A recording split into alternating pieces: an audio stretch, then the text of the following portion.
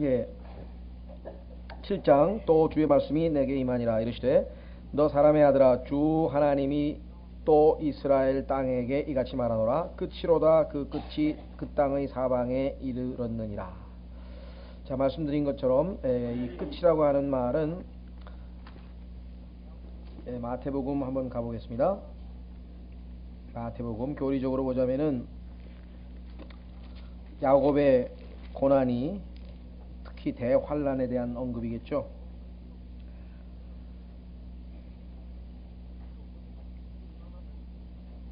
자, 마태복음 24장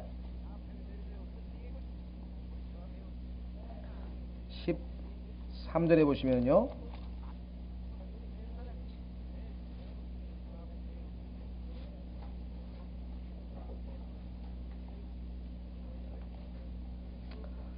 주님께서 말씀하시기를 13절에 그러나 끝까지 견디는 자 곧 그는 구원을 받으리라 이렇게 얘기했죠. 13절에 일반적으로 이 내용이 아주 곡해돼서 사람들에게 알려져서 마치 우리가 구원받은 후에 그 신앙을 끝까지 마치 목숨을 내버려서까지 지켜야만 구원을 받을 수 있는 것처럼 그렇게 오해하고 있는 사람들이 있는데 전혀 그것과는 상관이 없습니다. 여기서 지금 끝까지라고 하는 것은 우리가 목숨을 바쳐서 끝까지 그런 뉘앙스가 아니고 하나님께서 정해놓으신 끝, 아까 얘기했죠. 끝이로다 끝이 있습니다.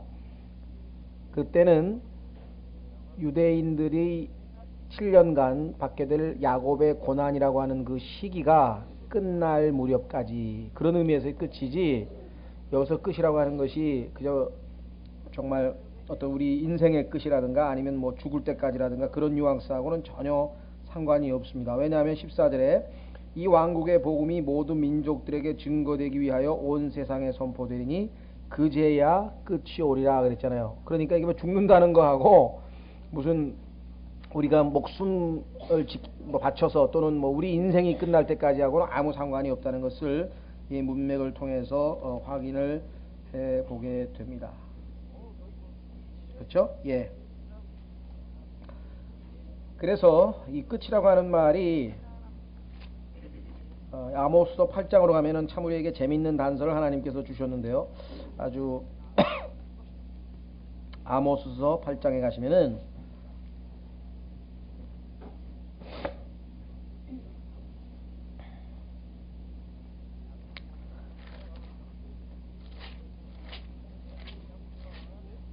자, 아모스서 8장에 보시면은요, 하나님께서 아주 재미있는 표현을 쓰셨는데, 자, 아모스서 8장 하나님께서 이렇게 말씀하십니다. 주 하나님께서 이같이 내게 보이셨나니 보라 여름 과일 한 바구니라. 그분께서 이르시되 아모스야 내가 무엇을 보느냐 하시매 내가 이르되 여름 과일 한 바구니이다 하니 주께서 내게 이르시되 내 백성 이스라엘에게 끝이 이르렀은즉 내가 다시는 그들 곁을 그대로 지나가지 아니하리니 그날에는 성전의 노래들이 울부짖음이 될 것이며 곳곳마다 죽은 시체가 많이 있어 사람들이 묵묵히 그 시체들을 내다 버리리라. 금방 우리 에스겔서에서 시체들을 구상 있는 데다가 다 하나님께서 버리시겠다고 말씀하셨잖아요. 예. 그뿐만 아니라 에스겔서에서 말씀하시기를 그 끝에는 고난이 있을 것이라고 하나님께서 말씀하셨잖아요. 여기 똑같죠. 내용이. 자, 근데 여기서 초점은 뭐냐면 여름 과일, 여름 과일이라고 하는 단어가 이 히브리 말로 우리 히브리어로 하자면 키츠라고 하는데요. 영어로 표현하면 KITS라 그래요. 키츠. 근데 끝이라고 하는 단어는 KEETS, 키츠. 그러니까 장음이에요. 조금 길게 발음하면 돼요. 여름 과일 키츠. 그다음에 끝이란 말은 키츠. 그러니까 발음이 같아요. 그러니까 하나님께서 지금 여름 과일을 보여주면서 끝하고 연결을 시켜가지고 이게 뭐랄까 발음을 통해서 하나님께서 쉽게 이해하게 해주는 거죠. 우리도 왜 그 어린애들 말 배울 때 보면은 왜 비슷한 말 가지고 이렇게 설명해 주잖아요.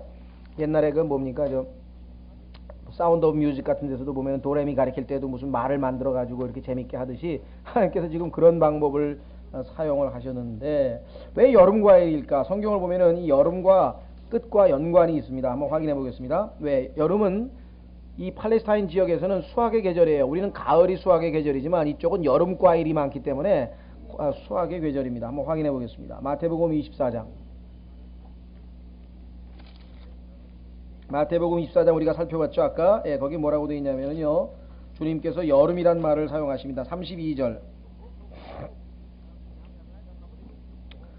마태복음 24장 32절에 이제 무화과 나무의 비유를 배우라. 그 가지가 아직 연하고 잎사귀를 내면 여름이 가까운 줄을 너희가 아나니 이와 같이 너희도 이 모든 일을 보거든 그 때가 가까이 곧 문들 앞에 이른 줄 알라. 자, 끝이 다가왔다는 얘기죠. 예, 그런데 여름 과일에다가 비유를 했습니다. 자, 팔레스타인 지역은 여름이 수학의 계절이라고 했는데 계시록 14장으로 가면은 그 끝이 수학을 의미한다는 걸 알 수가 있습니다. 성경에서 주님이 말씀하신 끝은 수학. 근데 뭘 수학하느냐? 수학하는데 여름 과일인 포도를 수확을 합니다. 포도. 자, 한번 계시록 14장으로 가보겠습니다.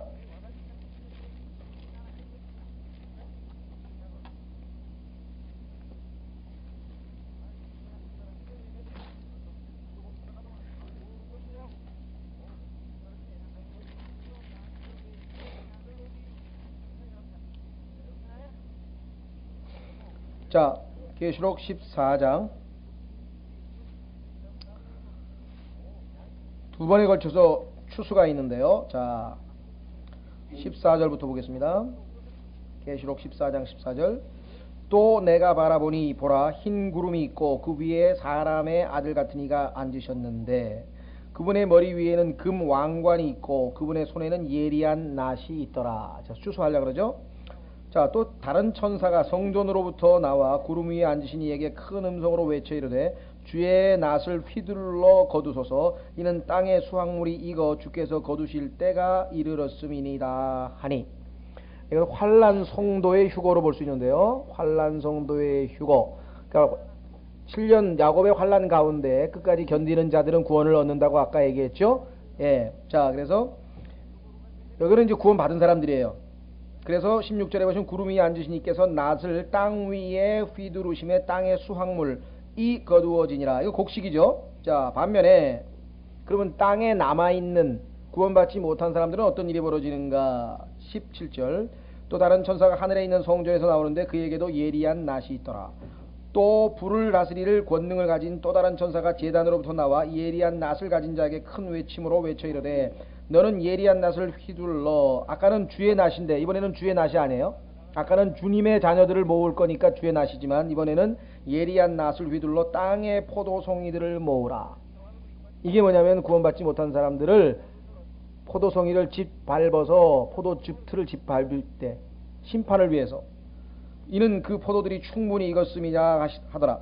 이에 그 천사가 자기의 낫을 땅에 휘둘러 땅의 포도를 모아 하나님의 진노의 큰 포도즙 틀 속에 던짐에 도시 밖에는 그 포도즙 틀이 밟히니 포도즙 틀에서 피가 나와 말 굴레까지 닿았고 1600 스타디온이나 퍼졌더라. 자, 그래서 우리는 하나님께서는 이 모든 성경 구절이 연결이 되죠. 왜 여름 과일 광주리를 보여주면서 하나님께서 끝이 이르렀다고 했는가. 이것이 마지막에 그 진노의 포도주 틀에 짓밟히게 될 여름 과일 포도와 연관을 시키셔서 하나님께서 마지막 때를 설명하셨구나 라고 하는 것을 알 수가 있습니다. 그렇죠? 예. 자, 그래서 우리는 다시 돌아갑니다. 에스겔서로 돌아갑니다. 자, 에스겔서 7장. 그래서 이제 그 끝은 예수 그리스도의 재림 때인데 어떻게 알 수 있는가. 쭉 밑으로 내려와서 5절에 재앙이라 그랬죠. 자, 그 다음에 7절이 단서가 있네요. 오, 너 곧 그 땅에 거하는 자야, 아침이 내게 이르렀도다. 아하, 성경에 보면은 아침인데 왜 끝일까요? 이상하죠. 우리는 이방인들은 아침이 시작이잖아요. 근데 유대인들은 아침이 끝이에요. 왜? 밤이 아침이, 그 사람들은 시작이 저녁 6시부터가 하루의 시작이기 때문에 그렇죠. 그렇죠? 여러분들 밤이 되고 저녁이 되고 아침이 되니 첫째 날이더라. 성경에 보면 순서가 거꾸로 돼 있잖아요. 그러니까 예수 그리스도께서 십자가에서 돌아가시고, 그렇죠? 예, 그래서 이제 저녁 6시, 그때부터 저녁이에요. 왜냐하면 해가 없어졌으니까. 예수님이 이제 가셨으니까. 그러면 밤 6시부터 그 다음날 새벽 6시까지, 그때 12시간을 밤이라 그래요. 그렇죠? 밤. 그 다음에 낮. 환할 때가 낮. 그러면 그 밤, 예수 그리스도께서 사라지셨기 때문에 세상에 빛이 없기 때문에 지금 현재 이 교회 시대를 성경에서는 밤이라고 했고, 그래서 밤에 하나님께서 주님의 몸된 교회를 달에다가 비유해서 달이 햇빛을 받아서 반사하는 시대가 바로 지금 이 교회 시대란 말이죠. 네, 그래서 성경에 보면은 교회를 달에다가 비유했단 말이에요. 특히 솔로몬의 아가에도 나오고요. 자, 그렇다면은 이제 그 예수님이 안 계신 밤 12시간 중에서 새벽 6시가 되면 끝이죠. 그 다음에 아침의 시작이죠. 그러니까 밤의 끝, 아침의 시작. 아침은 뭘 얘기합니까? 예수 그리스도의 재림. 그러면 그때는 뭐예요? 천년왕국을 의미하는 거죠. 아침, 새로운 시작. 그렇죠? 예. 자, 그래서 성경에 보면은 이 마지막 때가 시작되는 것을 아침에다 비유하고 있는데, 성경에 뭐 굉장히 참조 구절이 많습니다만은 요엘서 한 구절만 한번 확인해 보겠습니다. 요엘서 2장의 재림 문맥을 보시면 에스겔서 지금 나와 있는 내용하고 일맥상통하죠. 요엘서 2장.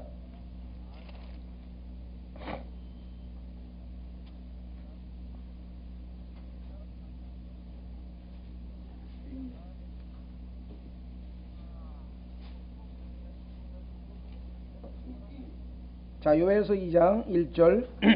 너희는 시온에서 나팔을 불며 내 거룩한 산에서 경고의 소리를 내어 이 땅의 모든 거주민들로 하여금 떨게 할지니 이는 주의 날이 이르기 때문이니라. 그날이 매우 가까우니 곧 어둡고 캄캄한 날이요 구름이 끼고 짙은 흑암이 덮인 날이라. 이 날은 뭐라 그랬습니까? 아침이 산들 위로 퍼지는 것 같으니 나와있죠. 이는 크고 강한 백성으로 인함이라. 이와 같은 것이 지금까지 없었고 이후에도 많은 세대의 횟수가 이르도록 없으리로다. 자, 그래서 지금 아침이라고 하는 표현이 나왔고, 그 다음에 땅이 나와 있고, 그 다음에 산들이 나와 있죠. 아침이 산들 위로 퍼진다 그랬고, 그렇죠? 그래서 지금 에스겔을 통해서 하나님께서 땅에 대해서 말씀하고 산들에 대해서 말씀하는 것과 그 다음에 아침 다 용어가 똑같죠. 에스겔 6장 7장에 나와 있는 어휘들과 요엘서 2장에 나와 있는 예수 그리스도의 재림의 주의 날 재림의 문맥과 용어가 똑같이 나오는 것을 보게 됩니다. 자, 그래서 우리는 다시 7장 돌아옵니다. 아침이란 표현은 어디에 또 나오냐면요, 밑으로 내려가면은 7절에 한번 나오고 10절에 나오죠. 10절에 보면은 볼지어다 그날이로다 볼지어다 그것이 이르렀도다 아침이 나아갔으니, 그렇죠? 아침이 나아갔으니 막대기가 꽃을 내며 교만이 싹을 내었도다. 자, 그러면 다시 7절로 옵니다. 너 곧 그 땅에 거하는 자야 아침이 내게 이르렀도다. 드디어 때가 이르렀죠. 고난의 날이 가까이 임하였으니 산들이 소리를 되울리는 것이 아니로다. 이 표현에 대해서는 일반적으로 이 해석을 하는 것을 보면은 보통 이스라엘 사람들이 이 골짜기에서 포도를 거둘 때 어떤 그 기쁨의 환희죠. 우리도 뭐라 그러나요? 추수하게 되면은 그 꽹가리 치면서 막 그 기쁨을 표현하는 그런 놀이가 있잖아요. 예, 그래서 이스라엘 백성들도 보통 때 추수하면 어떻게 됩니까? 기뻐가지고 산들에서 막 여기 메아리 소리가 들려오고 그런 큰 소리, 사람들이 기뻐서 소리치는 소리가 들릴 터인데, 이번에는 그게 아니라는 거죠. 이번에 얘기하는 수확은 그게 아니다. 왜? 고난의 날이기 때문에, 끝이기 때문에 더 이상 그런 수확의 기쁨도 이제 없을 것이다 라고 하는 이야기죠. 8절에 말씀하시기를 이제 내가 속히 내 경노를 내 위에 붓고 내 분노를 내 위에 이르러 내 길들에 따라 너를 심판하고 내 가증한 모든 일로 인하여 내게 보응하리라. 자, 분명히 3절에 비슷한 얘기가 똑같이 나와 있죠. 3절하고 8절 보시면 어떻습니까? 내용이 같죠? 예, 내 분노를 내 위에 임하게 하고 내 길들에 따라 너를 심판하고 이렇게 돼 있죠. 자, 뿐만 아니라 밑으로 내려가면은요 9절에도 내 길들과 내 한가운데 있는 가증한 일들에 따라 내게 보응하리니, 그러니까 하나님께서 길들에 따라 가증한 일에 따라 보응하겠다, 분노하시겠다, 이런 내용들이 지금 3번에 걸쳐서 반복해서 나옵니다. 성경에 보시면 이 반복이라고 하는 것이 학습에 있어서 가장 효과적인 방법이라고 하는 것을 말씀하고 있어요. 우리가 무엇이든지 간에 그 학습, 새로, 그러니까 한 번도 안 해본 것을 처음으로 뭔가를 배우려고 하면은 하나님께서 가르쳐 주신 방법론이 있는데, 그것은 성경을 배울 때 사용하는 방법과도 똑같습니다. 성경을 배우든 피아노를 배우든 뭐 자전거를 배우든 아니면 뭐든지 새로 배울 때에는 방법론이 딱 3개예요. 그거대로 하면은 잘 배울 수 있어요. 첫째는 뭐냐? 첫째는 대조라 그래요. 대조. 대조라고 하는 것은 뭐냐면 대조를 이루니까 차이점. 예를 들면은 피아노를 배운다. 그러면 도레미파솔라티 하면 그 사이의 차이점을 알아야 되겠죠. 그 다음에 온음이냐 반음이냐의 차이점. 4분의 4박자와 4분의 2박자의 차이점. 뭔가 약간 다른 것을 구분할 줄 알아야 돼요. 그렇죠? 구분 못하면 못 배우죠. 차이점. 성경에도 마찬가지예요. 구약과 신약의 차이점을 알아야 되고, 왕국과 교회의 차이점을 알아야 되고, 율법과 은혜의 차이점을 알아야 돼요. 천국과 하나님의 나라와의 차이점을 알아야 되고, 알지 못하면 이게 도저히 이해를 할 수 없다. 깨달을 수가 없다. 운동도 마찬가지입니다. 뭐 축구도 보면은 뭐 인사이드 킥이 있고 아웃사이드 킥이 있고 그 다음에 무슨 뭐 종류가 있잖아요. 그걸 다 구분할 줄 알아야 배운단 말이죠. 바둑도 있잖아요. 여기 바둑 전문가가 있는데 바둑도 뭐 약간 차이점을 알아야지 배운다. 모든 것이다. 자, 두 번째는 뭐냐면요, 유사점을 알아야 돼요. 다르지만 그 중에서 또 유사한 게 있어요. 그걸 또 골라내야 돼요. 유사점, 비슷한 것끼리 묶을 수 있는 능력.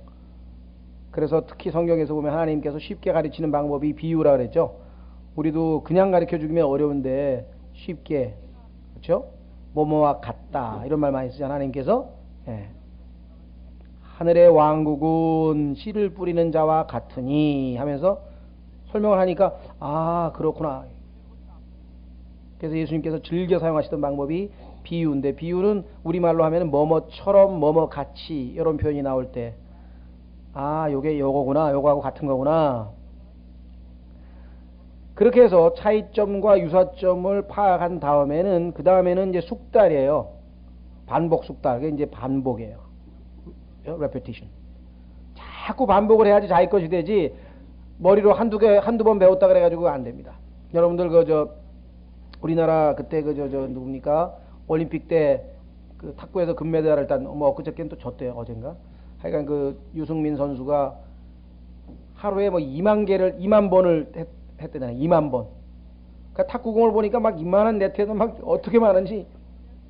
그 다음에 뭐 옛날에 요즘은 잘 모르겠습니다. 이충이라고 농구 선수 중에서 골잡이가 있는데 하루에 1000개씩 던진다네. 1000개씩. 그러니까 얼마나 반복을 했으면 완전히 자기 몸에 게 됐느냐 이 말이에요.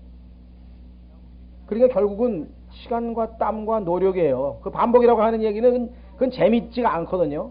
그러니까 계속 완전히 자기께 되려 하면은 그 방법밖에 없다. 자, 그래서 여기도 지금 하나님께서 반복 또 반복 또 반복. 자, 베드로 후서도 한번 보시면요. 어떤 사람은 참 뭔가 자꾸만 새로운 것만 찾는데요. 새로운 거 찾는 사람은 이거 성경에 보면은 그렇게 긍정적인 게 아니에요. 자, 뭐 교회 가면 맨날 그 얘기더라. 그 얘기가 그 얘기고, 그 얘기가 그 얘기고, 그 얘기가 그 얘기, 그 얘기가 그 얘기예요. 자, 베드로 후서 보십시오. 12절. 베드로 후서 1장 12절. 베드로 후서 1장 12절. 그러므로 비록 너희가 이것들을 알고 현재의 진리에 굳게 서 있을지라도 너희로 하여금 항상 이것들을 기억하게 하는 일에 내가 게으르지 아니하겠노라. 참으로 내가 이 장막에 있는 동안에 너희로 하여금 기억하게 하여 일깨우는 것이 합당한 줄로 생각하노니. 그렇죠? 한 얘기 주님께서도 여러 번 반복하셨대. 또 하고 또 하고 또 하고 또 하고. 그러지 않고서는 하나님의 말씀을 우리 것으로 만들 수 있는 방법은 없습니다. 우리 여기 뒤에 황자매님 계시지만 그 미용사 되는 게 얼마나 힘들고 좀 수없이 잘라봐야 돼. 그죠? 미술을 하는 사람도 수없이 그려봐야 되고 이 글 쓰는 사람들 수없이 이 습자지를 다 망쳐보고 뭐 떡 하나 써는 것도 한석봉의 어머니처럼 그냥 수없이 썰어봐. 그러니까 게으른 사람은 결코 뭔가를 배울 수 없는 거예요. 그렇죠? 부지런히. 자, 사도행전 17장에 가면은요, 하나님께서 아주 재미있는 말씀이 하나 있는데요. 사도행전 10장 21절.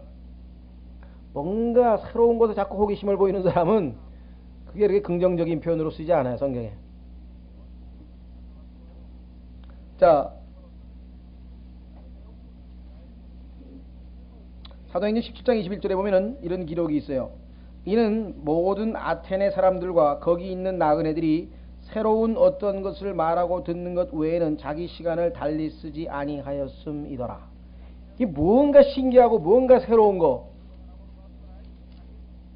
그러니까 자기 건 하나도 안 내고 여기 가서 뭐 이상한 얘기하면 그게 맞는가 보다. 또 저기 가서 뭐 좀 이상한 얘기 들으면 그게 맞는가 보다. 이 새로운 거 쫓아다니는 게 이게 좋은 게 아니에요. 하나님의 말씀은 우리의 영적 상태가 올바르면 들은 얘기 또 들어도 더 기쁘고 들은 얘기 또 들어도 더 막 감격이 오고 그게 정상적인 거요. 머리로 한번 쭉 훑고 나서 그 다음에 이거 다 아는 건데 그게 아니에요. 자, 그래서 우리는 에스겔서 다시 돌아오셔서 주님께서 지금 3번에 걸쳐서 비슷한 방식으로 계속해서 지금 경고의 말씀을 발하셨다. 그렇죠? 자, 10절. 볼지어다 그날이로다.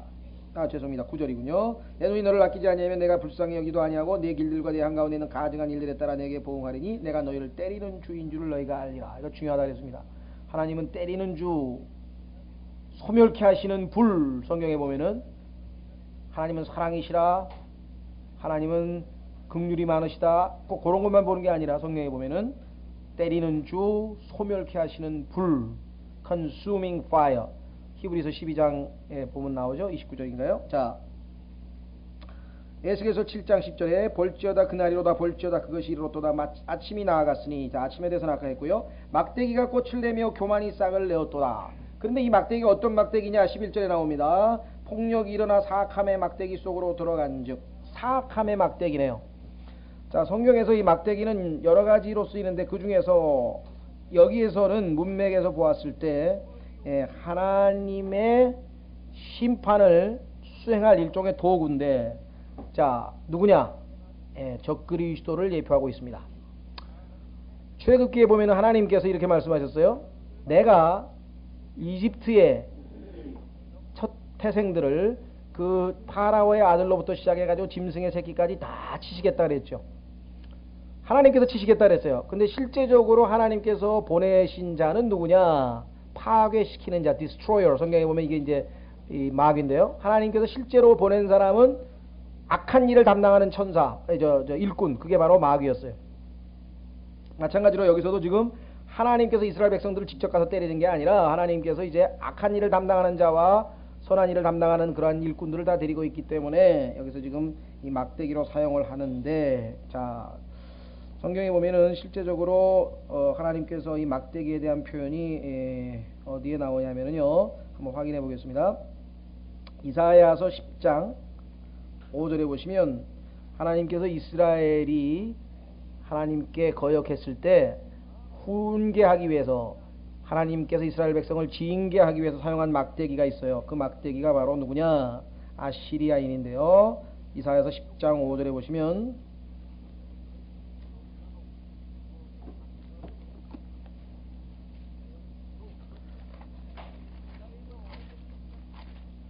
이사야서 10장 5절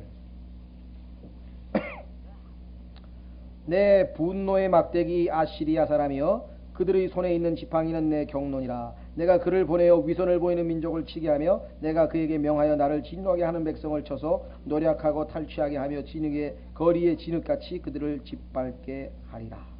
그러나 그의 뜻은 이같지 아니하여 그의 마음의 생각도 이같지 아니하여 그는 마음속으로 많은 민족들을 파괴하고 멸절시키려 하는도다.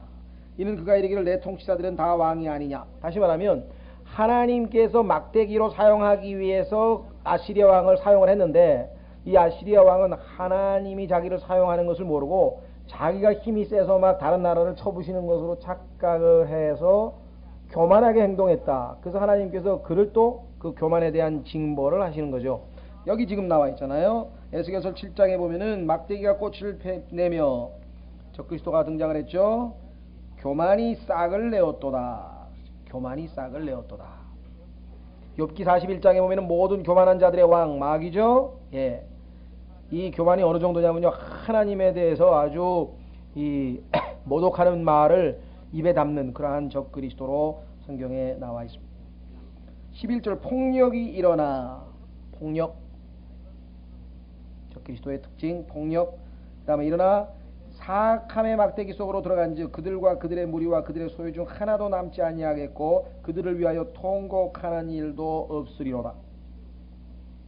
자, 때가 이르렀으나 있으며 그날이 가까이 왔으니 사는 자도 기뻐하지 말며 파는 자도 애국하지 말지니 이는 진노가 그 모든 무리 위에 임하였음이라. 자, 사고 파는 것, 특히 이때는 뭐 여러 가지가 있겠습니다만은 이스라엘 백성들에게 있어서 이 하나님이 주신 유업을 때로는 빚 때문에 팔아야 돼요. 땅을 팔아야 되잖아요. 그러면 이제 희년이라는 게 있어서 50년 만에는 자기 판 땅을 다시 되찾을 수 있게 돼 있는데 그런 걸 기대할 수가 없어요. 왜? 지금은 끝이니까. 산 사람도 이제 저 땅 내 거구나. 내 재산이 2배로 늘어났구나. 그런 기쁨을 누릴 수가 없어. 왜? 산 사람도 판 사람도 다 끝이야. 다 심판이야. 그런 상황에 와 있다 이거지. 그래서 13절에 파는 자가 살아있다 할지라도 다시 돌아가서 그 판 것에 이르지 못하리니 희년을 염두에 두고 하신 거겠죠? 되찾을 그런 앞으로 기회가 없어. 왜? 끝이니까. 이는 이 환상이 그 온 무리에 대한 것이기 때문이라. 그 무리가 돌아오지 못하겠고 자기 삶의 불법 속에서 자기 자신을 강하게 하는 자도 없으리로다. 그들이 이미 나팔을 불어 모든 것을 준비하였다 해도 전쟁에 나아가는 자가 없나니 이는 내 진노가 그 모든 무리 위에 임하였으며. 전쟁을 나아갈 필요도 없어. 왜? 순식간에 종말이 순식간에 끝이 오기 때문에.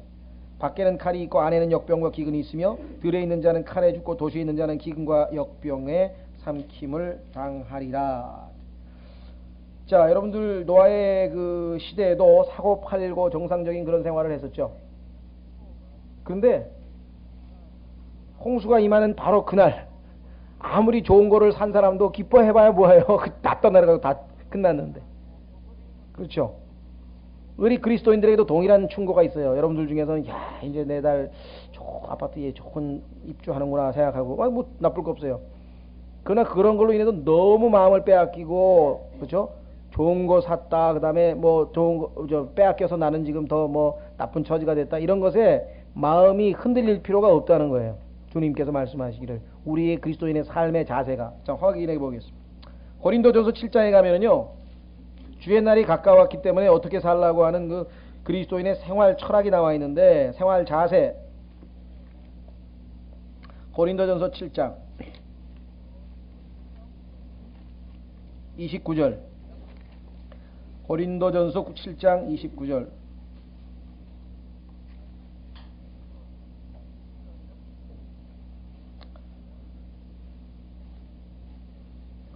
그러나 형제들아 내가 이것을 말하노니 때가 가까움으로 이제부터 안에 있는 자들은 없는 자 같이 되고 우는 자들은 울지 않는 자 같이 되며 기뻐하는 자들은 기뻐하지 않는 자 같이 되고 물건을 사는 자들은 소유하지 않는 자 같이 되며 이 세상을 이용하는 자들은 남용하지 않는 자가 될지니 이는 이 세상의 외형이 사라지기 때문이라. 그러니까 순식간에 이런 것은 뭐예요? 다 없어질 것이기 때문에 우리가 절제하면서 필요한 만큼 이용하고 내게 필요한 것 하면 되지 뭐 더 욕심내 가지고 많이 소유하고 많이 갖고 해봐야 때가 되면 다 자기 게 아닌 그런 상황이 올 텐데 거기다가 시간을 투자해 가지고 정열을 투자하고 그럴 리가 뭐가 있냐. 차라리 주님께서는 땅에 있는 것보다는 하늘에 있는 곳에다가 보물을 쌓아두라고 그렇게 말씀합니다. 주님을 위해서 우리가 한 시간이라도 더 드리고 조금이라도 더 주님께 투자하고 하늘에 투자하는 게 낫지 그렇게 말씀하는 거예요. 자, 에스겔서 7장으로 다시 돌아오셔서 사고 파는 문제에 대해서 언급을 하셨고 자 13절이죠. 14절 아까 15절까지 봤죠. 예, 13, 14, 15절 여러분들 계시록 6장을 읽으면 아마 내용이 똑같을 얘기입니다. 대환란 때 있게 될 내용들이 다 나와 있죠. 나팔도 나오고 전쟁도 나오고 칼, 역병, 기근 거의 다 나옵니다. 계시록 6장. 자, 16절로 갑니다. 그러나 그 중에서 도피하는 자들은 도피하여 골짜기의 비둘기같이 산들 위에 거할 것이로되 그들이 다 각각 자기 불법으로 인하여 애곡하며. 자, 예수님께서 도망하는 자는 어디로 가라 그랬습니까? 산들로 가라 그랬대요. 왜? 어디 산? 주님께서 예배해 놓은 그곳이었죠. 그래서 저 셀라 페트라 산, 바위산이죠. 바위 도시. 산을 뚫어 가지고 거기다 지금 도시를 만들어 놨는데 옛 사람들이 그 셀라 페트라라고 하는 곳에 그러니까 완전히 바위로 된 산의 안에 도시를 뚫어서 만들어 놓은 그 장소가 있는데 거기에 하나님께서 이스라엘 백성들을 한때, 두때, 반때에서 3년 반을 잘 부양하시고 하늘에서 만나를 내리셔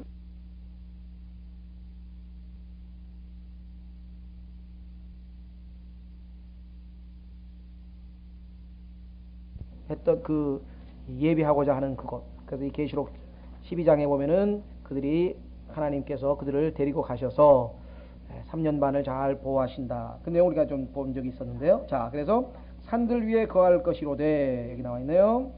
그들이 다 각각 자기 불법으로 인하여 애곡하며 그들 모든 손은 연약하게 되고 모든 무릎은 물같이 약하게 되리라. 하나님께서 은혜의 영과 강구하는 영을 주기 때문에 이때 이제 비로소 이 남은 자들이 그 광야에 간 자들이 회개하고 있는 거죠. 주님 오실 것이 준비되는 거죠. 왜? 이들의 마음이 이제 녹아서 이들의 마음이 이제 회개하는 마음이 됐기 때문에 아까 얘기한 것처럼 진정한 회개는 자기 자신을 미워하는 거라 그랬잖아요. 자, 그래서 애곡하며 모든 손은 연약하게 되고 모든 무릎은 물같이 약하게 되리라. 자, 성경에 보면 물이 강할 때도 있고 약할 때도 있죠. 그렇죠? 이번에 해일같이 일어날 때는 강한 거지만요. 이 물이라고 하는 건 쏟아지기 쉽죠. 그 다음에 안정 흔들흔들하면 금방 가잖아요. 이 성경에 보면은 이 무릎이 덜덜 떨린 사람이 하나 있었죠. 물같이 막 덜덜 떨린 사람이 벨샤살이라는 사람이 하나님께서 갑자기 손이 나와가지고 벽에다가 그 사람에 대해서 운명을 쫙 예언을 하니까 그냥 너무 놀래가지고 다리가 후들후들 그 얘기 나오죠. 신약에서 그건 여러분들 기억을 하셨으니까 신약에도 그와 유사한 표현이 한번 나옵니다. 한번 확인해 보겠습니다. 히브리서로 가시면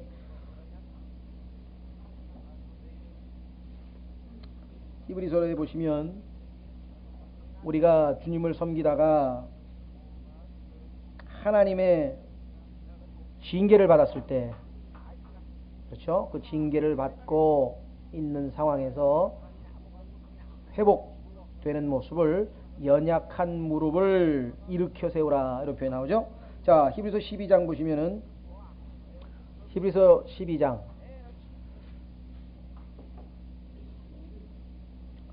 징계에 대한 말씀이 쭉 3절부터 나옵니다. 성경에서 징계에 관해서 가장 잘 표현하고 있는 게 히브리서하고 잠언인데요. 히브리서 12장에 보시면 12절에 이렇게 나오죠. 그러므로 늘어진 손과 연약한 무릎을 일으켜 세우고. 근데 여기 보면 무릎이 어느 정도 약하냐면은 물같이 약하다 그랬어요. 에스겔서 7장 17절. 에스겔서 7장 17절. 모든 무릎은 물같이 약하게 되리라. 18절. 에스겔서 7장 18절. 그들이 굵은 배로 자기 몸을 두를 것이며 공포가 그들을 덮으며, 그렇죠? 그 다음에 수치가 모든 얼굴 위에 임하고 그들의 머리는 다 대머리가 될 것이며. 자, 성경에 그 재난을 당했을 때 또 고통스러울 때 지난번에 나왔었죠. 머리를 민다. 대머리. 자, 그 다음에 재를 뿌리는 거 있죠. 재. 여기는 재를 뿌리는 건 안 나왔는데 18절에 보면은 수치가 모든 얼굴 위에 임하고, 아마 이 재를 뿌리는 것과 연관이 있지 않는가 싶은데 하여간 뭐 여기는 지금 그 얘기는 안 나와 있어요. 그 다음에 배로 자기 몸을 두를 것이며. 성경에서 보통 사람이 죽거나 아니면 하나님의 징계를 받거나 재앙을 당하거나 했을 때 겸손하게 하나님 앞에 무릎 꿇는 방법 중에 하나가 굵은 배를 두르는 거하고 그 다음에 재를 뿌리는 거하고 그 다음에 머리를 미는 것. 그렇죠? 다 대머리가 될 것이며 19절 그들이 자기들의 은을 거리에 던지겠고 그들의 금은 옮겨지리니 그들의 금과 은이 주의 진노하시는 날에 능히 그들을 구원하지 못하리라. 자, 성경에 보면은요, 금과 은 이러한 것들이 하나님의 진노 앞에서는 무력하다. 이 세상에서는 성경에 보면은 money answers, 돈은 응답한다. 그러니까 사실 돈으로 안 되는 게 별로 없는 게 이 세상에, 그렇죠. 요즘은 물론 건강과 사람의 목숨은 사실 뭐 돈으로 잘 안 되겠지만 그래도 돈이 있으면 뭐 목숨을 연장도 시키고 뭐 온갖 방법을 다 동원하잖아요. 장기도 뭐라나 이렇게 사서 하기도 하고. 그러나 하나님의 진노 앞에서는 돈이 무력하다. 금은이. 한번 확인해 보겠습니다. 잠언 11장 4절. 잠언 11장 4절.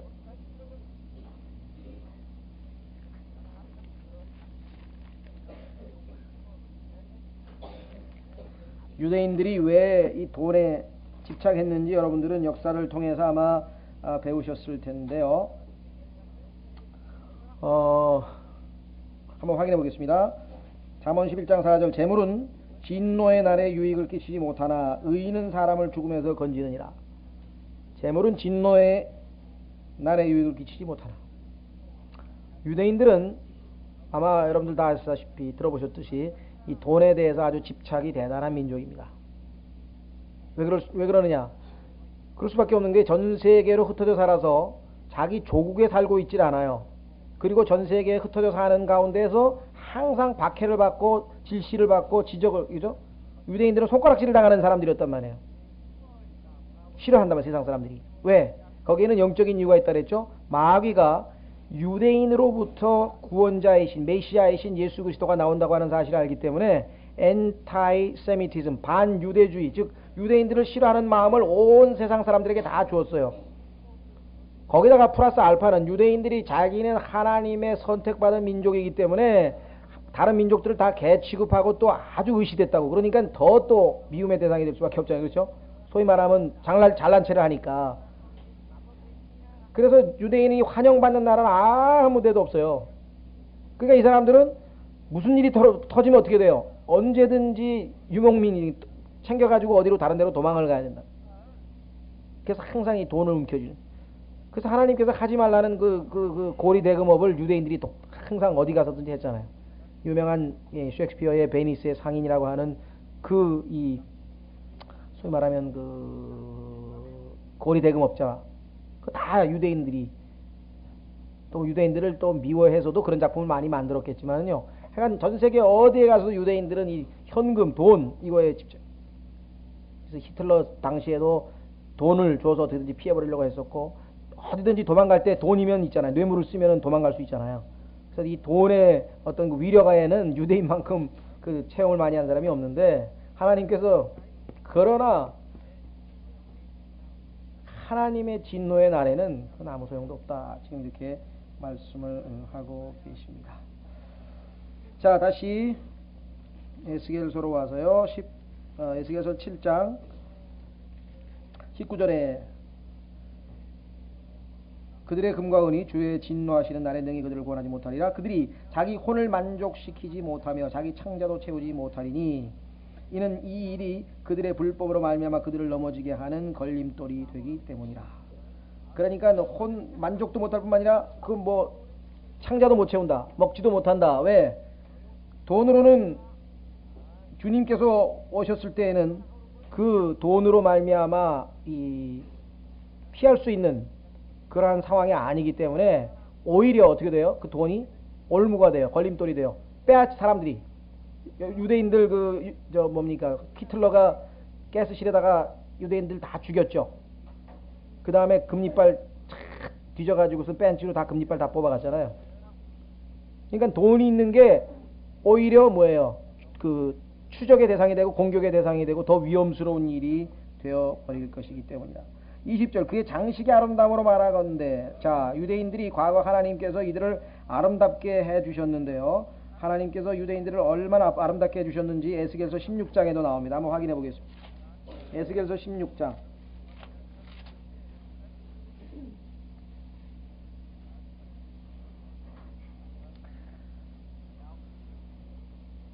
하나님께서 이 소위 말하면 그 뭐라 그러나요? 핏덩이라 그러죠.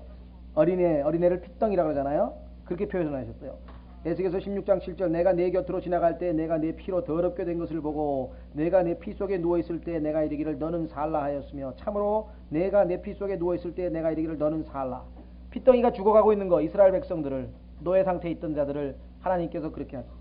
자, 내가 너를 들의 싹같이 번성하게 하였더니 내가 크게 자라고 크게 되어 뭐라고 했습니까? 뛰어난 장식품이 되었으며 지나가는 모든 이방 민족들이 이스라엘을 보고 야, 저 나라 정말 예루살렘의 그 성전서부터 시작해가지고 그 하나님이 축복하신 그 젖과 꿀이 흐르는 땅의 아름다운 모습을 보면서 그 다음에 젖가슴이 생기고 내 머리털이 자랐으니 내가 여전히 벌거벗은 알몸이더라. 그래서 하나님께서 옷을 입히고 장식하고 꾸며주고 예쁘게 해가지고 정말 이스라엘을 축복한 것을 사람을 이렇게 치장한 것에다가 비유를 하신 것입니다. 자, 그런데 어떻게 됐는가? 다시 돌아옵니다. 에스겔서 7장. 하나님이 그렇게 아름답게 축복해 주셨는데 어떻게 됐는가? 그의 장식의 아름다움으로 말하건대 그가 그것을 위엄 있게 만들었으며 그들이 그 안에 자기의 가증한 것들과 역겨운 것들의 형상들을 만들었으므로 내가 그것을 그들에게서 멀리 떨어지게 하여. 그런데 그 하나님이 아름답게 만들어준 그 장식들, 특히 성전이 제일 이스라엘에서는 전 세계의 모든 그 민족들의 아주 흠모의 대상이었는데 그 성전을 더럽혀 버렸다며 거기다가 우상을 갖다가 놔버렸죠. 자, 그런데요, 이것이 참 마귀와 연관성이 있어요. 한번 확인해 보겠습니다. 자, 에스겔서 28장 17절로 가보시면은요, 에스겔서 28장 17절.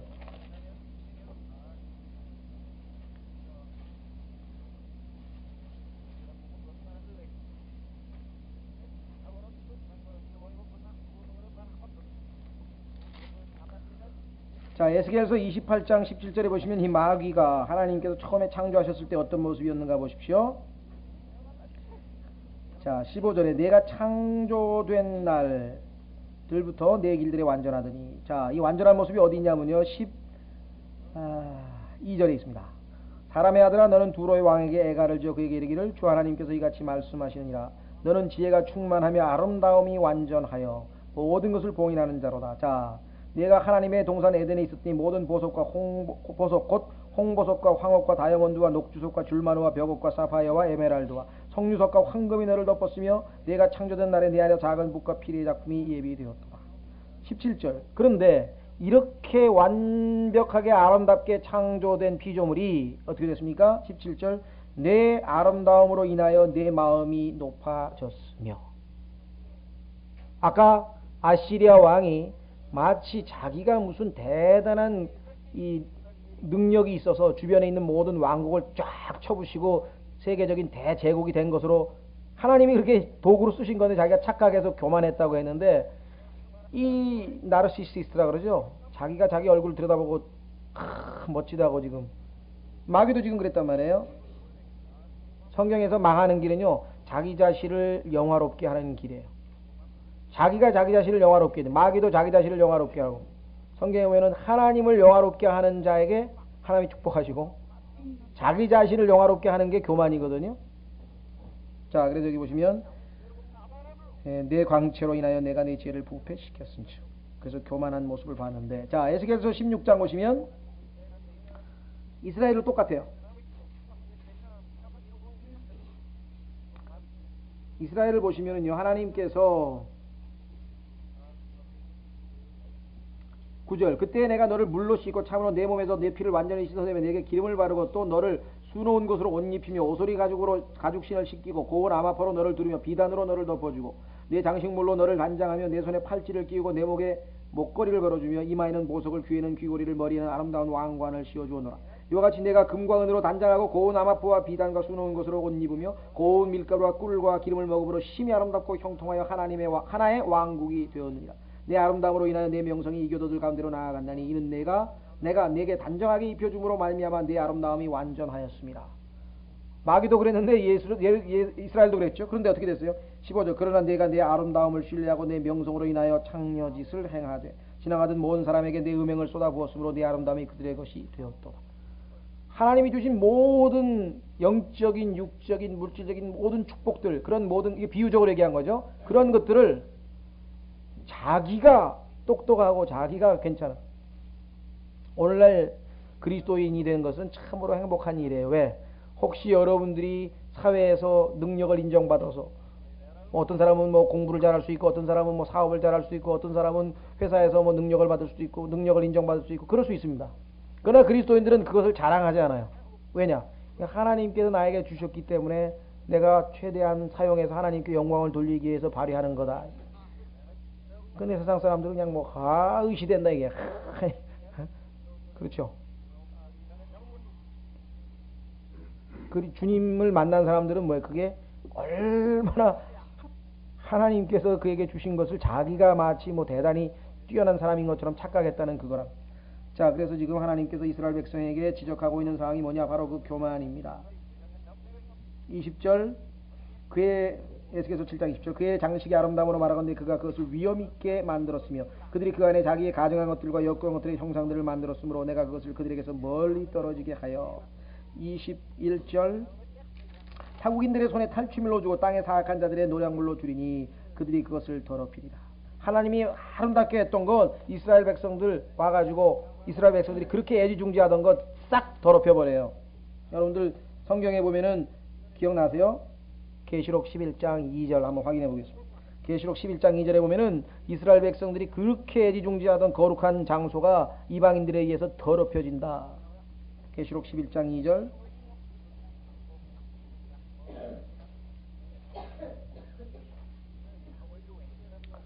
계시록 11장 2절 성전 밖에 있는 뜰은 내버려 두고 측량하지 말라. 이는 주께서 이것을 이방인들에게 주셨음인즉 그들이 이 거룩한 도시를 42달 동안 발로 짓밟으리니. 그 예루살렘을 더럽히는 일이 드디어 발생하게 되는 것이죠. 자, 다시 에스겔서 7장으로 돌아옵니다. 심지어는 어떤 일이 벌어지는가 보십시오. 22절 또 내가 그들에게서 내 얼굴을 돌이킬 것인즉 하나님께서 이스라엘을 돌보는 눈을 돌려버렸어요. 이제 딴 데로 하나님께서 관심을 안 가졌어요. 그래서 어떻게 된 일이 벌어졌어요. 그들이 내 은밀한 처소를 더럽히리니. 그 성전 안에 지성소 있는 그곳에다가 적그리스도가 자기의 왕좌를 딱 만들어가지고 멸망에 가증한 것이 거룩한 곳에 선 것을 너희가 보거든 하면서 주님께서 예언했던 그 예언이 이루어지는 거죠. 이는 강도들이 그곳으로 들어갈 것을 더럽힐 것임이라. 너는 쇠사슬을 만들지니. 왜? 이제 끌려가죠. 이는 그 땅이 피투성이 범죄들로 가득하며 그 도시가 폭력으로 가득하기 때문이라. 피투성이 폭력. 그러므로 내가 이교도들 중에서 가장 사악한 자들을 데려오리니 하나님께서 이제 이들을 도구로 사용하신다. 그들이 저들의 집을 소유하리라. 또 내가 강한 자의 영화를 그치게 하리니 그들의 거룩한 처소들이 더럽혀질 것이요. 자, 분명히 22절에는 내 은밀한 처소라 그랬죠. 하나님의 거룩한 처소인데 그것이 더럽혀지고 나니까 이제 뭐야? 그들의 처소가 되죠. 그들의 처소. 하나님께서 에스겔서 28장에도 내 성소들이라 그랬어요. 하나님의 성소가 이제 내 성소들로 바뀌어버리는 날이 오겠다. 결국은 25절에 파멸이 이르리니 그들이 화평을 구하여도 결코 없으리라. 당시에도 이스라엘은 주변 국가들과 어떻게든지 화평을 이루려고 했었죠. 하나님께서 보호하시는 그것을 신뢰하지 못하고 여기 가서 삥끔 어떻게 했습니까? 이집트에 가서 도와달라. 시리아에 가서 도와달라. 아시리아에 가서 도와달라. 바빌론이 쳐들어왔을 때에도 이집트를 믿고 있었죠. 이집트하고 연합군을 만든 이집트가 도와주면 바빌론을 물리칠 수 있을 거야. 그 거짓 선지자들이 그렇게 예언했죠. 하나님께서는 예레미야를 통해서 아니야. 하나님의 뜻은 너희들을 심판해서 70년 동안 포로 생활하면서 회개해서 정말 하나님이 누구인지를 주님이 누구신지를 알게 하려고 했던 의도였는데 그렇지 않고 하나님을 의지하는 게 아니라 주변 국가를 의지하고 있다. 오늘날 이스라엘 마찬가지입니다. 이스라엘 백성들이 진정으로 하나님을 신뢰하면은요, 지금 주변 국가들에게 그렇게 이 조약을 체결하고 해야 될 이유가 없어요. 하나님께서 그것을 성경에다가 허용치 않으셨기 때문에 결코 언약을 체결하지 말라 그랬거든요. 26절 해악 위에 해악이 이르며 소문 위에 소문이 이르리니 그들이 대언자의 환상을 구하되 제사장에게서는 율법이 사라지겠고. 하나님의 말씀이 임해야 되는데 누구로부터? 대언자로부터. 자, 노인에게서는 모략이 사라질 것이며 당시에 지도자급에 해당되는 사람들이 하나님께서 주시는 지혜와 능력과 이런 모든 것들을 다 빼앗기는 거예요. 그래서 이스라엘 백성은 정말 목자 없는 양처럼 되어버리는 거예요. 어디 가서 하소연할 데가 하나도 없는 거예요. 자, 그래서 왕은 애곡하겠고 통치자는 황폐함으로 옷 입을 것이며 그 땅의 백성의 손들은 괴로움을 당하리라. 통치사로부터 시작해가지고 종교 지도자로부터 시작해가지고 모조리 다 괴로움을 당하리라. 내가 그들의 길대로 그들에게 행하고 그들이 나를 떠난 대로 그들을 심판하리니 내가 주인 줄을 그들이 알리라. 자, 이제 8장에서부터 보면은 여기 나와 있는 자들, 대언자, 제사장, 왕, 통치자, 노인, 다시 말하면 원로급, 사회 원로급에 해당되는 사람들이 얼마만큼 하나님 앞에 잘못된 짓을 저질렀는지 그들의 죄악상을 8장서부터 하나님께서 보여주시면서 이러니까 심판을 받을 수밖에 없다, 이걸 말씀하시는데요. 자, 우리 성경 구절 두 구절만 찾아보겠습니다. 말라기 2장 7절.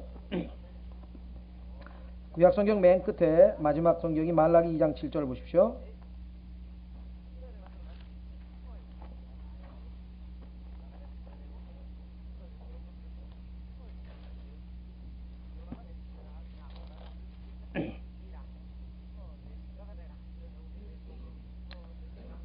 하나님의 심판이 임할 수밖에 없었던 상황. 말라기 2장 7절. 제사장의 입술은 지식을 지켜야 하겠고 사람들은 그의 입에서 율법을 구하여야 하리니 이는 제사장이 만군의 주의 사자이기 때문이니라. 그러나 너희가 그 길에서 떠나 많은 사람을 율법에 걸려 넘어지게 하였도다. 만군의 주가 말하노니 너희가 레위의 언약을 썩게 하였느니라. 하나님의 백성들에게 하나님의 말씀을 가르치고 그들로 하여금 하나님의 말씀에 순종케 해서 잘 섬기게, 하나님을 섬기게 하도록 해야 되는 일을 담당했던 제사장들이 오히려 사람들로 하여금 빗나가게 만들었다. 하나님의 말씀을 지난번에도 말씀드렸죠. 마태복음에 뭐라고 했습니까? 고르반, 그러면 부모에게 공경하라, 부모를 공경하라고 하는 하나님의 말씀을 안 지켜도 되는 것처럼 그렇게 가르친 장본이들이 소위 말하면 율법사 아닙니까? 하나님께서 말씀하시기로 화했을진저 율법사들이요. 이 당시에 소위 말하면 영적 지도자들의 타락상을 하나님께서 지적하고 있는 거예요. 나중에 보면은 결국은 영적 지도자, 정치 지도자, 종교 지도자, 이 지도자들의 잘못된 것으로 인해서 백성들까지 다 빗나가게 됐다는 사실. 자, 한 구절만 더 찾습니다. 예레미야 5장 31절. 예레미야 5장 30절 31절. 오늘날 우리 시대와 한번 비교해 보십시오.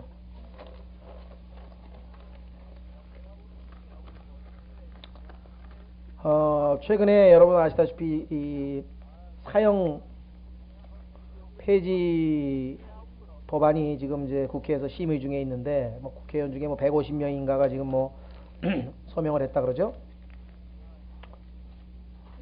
한나라당도 처음에는 찬성하는 사람이 꽤 많았었는데 누구 말 맞다나 그 사형 폐지 법안이 막 상정되고 논의되는 그 시점에 그 유영철이라고 하는 친구가 나타나가지고 그 20명인가를 막 죽인 그 살인마가 나타났잖아요.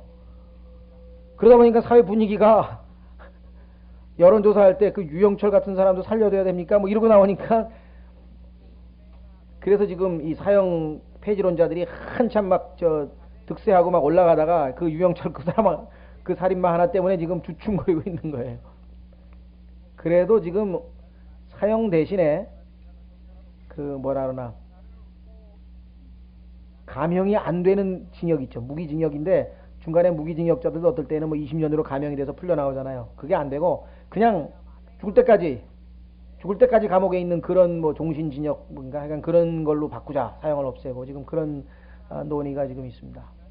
근데 문제는 뭐냐면, 뭐 인간의 생각으로 볼 때야 인간이 어떻게 인간을 죽이나. 근데 성경에 보면 인간이 인간을 죽이는 게 아니에요. 왜? 하나님께서 국가 권력에게 살인한 자는, 하나님의 십계명이죠. 하나님의 계명을 어겼잖아요. 살인한 자는 반드시 뭐예요? 죽이도록 하셨대. 근데 문제는 이 살인에 대해서 우리가 좀 조심하셔야 돼요. 이 여호와의 증인들은 살인하지 말지니라라고 하는 그 계명을 어길 수 없다. 이래가지고 뭐 군대 안 가고 뭐 집총 거부를 하고 그러는데 너무나 어리석은 거예요. 성경에서 말씀하시는 살인, thou shall not kill. 근데 그 kill이라고 하는 단어가 그럼 죽이는 거 모든 거에 다 해당되느냐? 아닙니다. 그러면 닭도 못 잡게, 소도 못 잡고 다 죽이는 거죠. kill. 그게 아니고 성경에서 말씀하시는 kill은 예수 그리스도께서 신약 성경에서 해석하시기를 murder, 살해하는 거예요. 다시 말하면 의도를 가지고 계획을 짜서 죽인 경우에 한해 그 사람 죽이는 거고, 우발적으로 막 싸우다가 주먹을 쳤는데 죽었다든가 이렇게 되면은 그 사람은 사형시키지 않아요. 성경에 보면 여러 가지 그 있거든. 그러니까 완전히 하나님 보시기에 이건 살인자다. 왜? 이미 마음에 살인할 뜻을 딱 품고 계획을 짜가지고 죽인 거거든요. 그건 하나님께서 반드시 죽이라고 성경에 되어 있는데, 이제는 그런 것까지도 다 없애버리자 이런 얘기가 돼요. 그런데 문제는요, 종교 지도자리라고 하는 사람들, 이 기독교 지도자들 중에서도 상당수가 지금 거기에 지금 동참하고 있거든요. 그나마 우리나라에서 좀 보수적인 그 종교, 이 기독교 연합체가 이 한기총이라고 그래가지고 한국 기독교 총연합회인데, 이거 좀 보수적이에요.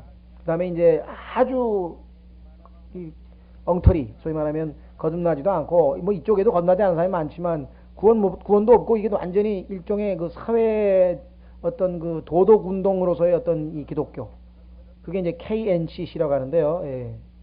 한국 기독교 연합회라나요? KNCC. 전 세계적으로는 WCC라고 하는 조직이 있어요. 거기는 뭐 저 아프리카에 있는 막 반란군에게도 막 돈도, 무기를 살 돈도 대주고 그래요. 그리고 그 WCC의 상당수가 공산주의자들이에요. 근데 그런 조직이 있어요. 근데 이 KNCC가 최근에 NCC, KNCC 회장 출신인 인천 순복음교회 이 최성규 목사라는 사람이 지금 엊그제 이 소위 말하면 그 왕성교회 그 길자의 목사를 대신해서 뒤를 이어서 지금 이제 한기총 회장이 됐는데, KNCC하고 이제 연합을 해서 하나가 되겠다. 그러니까 한국의 모든 기독교 단체를 통합해서 하나로 만들겠다 지금 그러고 있거든요. 그러면서 우리는 앞으로 보수적인 모든 조치들을 다 그러니까 배제한다 이거예요. 그래서 사형제도에 대해서도 우리는 이제 신축성 있게, 더 융통성 있게 접근한다. 여태까지는 반대였는데 사형제도 폐지에 그것도 좀 이제 고려해 보겠다. 뭐 이런 발언도 하고, 지금 대표적인 게 이제 사형제도 하나고요. 그 이외에도 성경에 보면은 하나님께서 정하신 것들 중에 얼마나 많이 국가 정책이 어긋나고 있는가를 보면 정말 우리가 깨어 있지 않으면은 언제 어떻게 될지 모르는 그런 세상에 살고 있다. 여기 보십시오. 예레미야 5장 30절. 이 땅에서 놀랍고도 무서운 일이 벌어지고 있다. 여러분 생각에는 놀랍고 무서운 일이 어떤 것 같습니까? 지진해일하고 9.11, 그렇죠? 세상 사람들이 보면 놀랍고 무서운 일이 뭐냐? 9.11하고 지진해일이에요. 근데 우리한테는 그거는 놀라운 일이 아니에요. 그리스도인들에게는. 왜냐? 하나님 말씀에 놀랍고 무서운 일은 뭐냐? 대언자들은 거짓되이 대언하고, 하나님의 말씀을 증거하는 사람들이 하나님의 말씀을 정면으로 부인하는 이야기를 한다. 제사장들은 자기 방법으로 다스리며 하나님께서 정해놓은 법칙이 다 무너졌다. 내 백성은 그렇게 하는 것을 사랑하니, 그런데 그렇게 하면 교회가 엄청 많이 모인다. 그냥 막 바글바글 내가 막 모이고 난리가. 그 마지막에는 너희가 어찌하려느냐? 나중에는 적 그리스도가 와서 예수 그리스도인 척해도 그냥 아멘 할렐루야가 다 아멘 할렐루야. 이 마지막 시대에 두렵고도 무서운 일은 뭐냐? 하나님의 말씀이 버젓이 성경에 기록되어 있건만 이 말씀을 버젓이 어겨도 아무렇지도 않아요. 누가? 종교 지도자, 목사라고 하는 사람들이. 하나님께서는 분명하게 뭐예요? 살인에 대해서 사형제도에 대해서 성경에서 분명하게 언급했죠. 창세기에서 언급하고 사도행전에서 언급하고 여러 번에 레위기에서 언급하고. 그뿐만 아니라 이 노예제도에 대해서도요. 이 그리스도인들이 굉장히 오해하고 있는데, 이 빌레멘서를 본다든가 고린도전서를 본다든가 보면은 하나님께서는 지금 주님이 오셔서 완전히 새로운 천년왕국이 되기 전에는 이 땅에서의 노예 제도라고 하는 것은 허용하신 거예요.